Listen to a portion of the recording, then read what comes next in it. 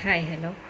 അപ്പോൾ ഇപ്പോൾ സോഷ്യൽ മീഡിയയിൽ നമ്മൾ നോക്കിക്കഴിഞ്ഞാൽ കേൾക്കുന്ന വാർത്ത പാമ്പ് കടിയേറ്റ് കുട്ടികൾ മരിച്ചു, പാമ്പിനെ വീട്ടിനകത്ത് കണ്ടു എന്നൊക്കെയാണല്ലേ.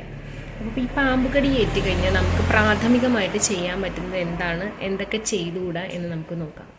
ആദ്യമായിട്ട് നമ്മൾ സുരക്ഷിതമായ ഒരു സ്ഥലത്തേക്ക് മാറി നിൽക്കണം, വീണ്ടും പാമ്പ് കടി ഏൽക്കാണ്ടിരിക്കാൻ വേണ്ടിയിട്ട്. രണ്ടാമത്തെ കാര്യം, നമ്മൾ പരിഭ്രാന്തരാവാതിരിക്കുക, അതായത് നമ്മൾ പേടിക്കരുത്. പിന്നെ ഓടാനും പാടില്ല. അങ്ങനെ ഓടുകയോ പേടിക്കുകയോ ചെയ്ത് കഴിഞ്ഞ് കഴിഞ്ഞാൽ നമ്മളുടെ ബ്ലഡ് സർക്കുലേഷൻ കൂടുകയും വിഷം നമ്മുടെ ശരീരത്തിൻ്റെ മറ്റു ഭാഗങ്ങളിലേക്ക് മുഴുവനും വ്യാപിക്കാൻ വേണ്ടി കാരണമാകുന്നു. പിന്നെ നമ്മൾ പാമ്പ് കടിയേറ്റ ഭാഗത്ത് നിന്ന് മുറിവിൽ നിന്ന് രക്തമോ വല്ലതും വരുന്നുണ്ടെങ്കിൽ ആ ഭാഗം കഴുകുക. പിന്നെ അവിടെ എന്തെങ്കിലും ഒരു വെള്ള തുണി കൊണ്ട് കെട്ടിവെക്കുക.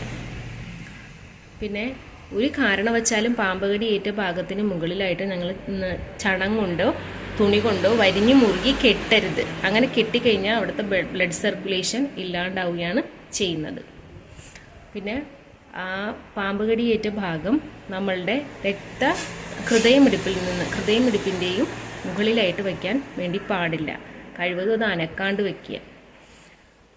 പിന്നെ പാമ്പ് കടിയേറ്റ ഭാഗത്തിൽ കൂടുതൽ മുറിവുകൾ ഉണ്ടാക്കി അവിടെ നിന്ന് രക്തം എടുത്ത് കളയുന്ന രീതി ഒരിക്കലും ചെയ്യരുത്. അത് കൂടുതൽ കോംപ്ലിക്കേറ്റഡ് ആവുകയാണ് ചെയ്യുന്നത്. ഉടനെ തന്നെ ആൻറ്റിവെനമുള്ള ഒരു ഹോസ്പിറ്റലിലേക്ക് പാമ്പ് കടിയേറ്റ ആളെ നമ്മൾ എത്തിക്കുകയാണ് വേണ്ടത്. അപ്പോൾ എല്ലാവരും ഇത് ശ്രദ്ധിക്കണം.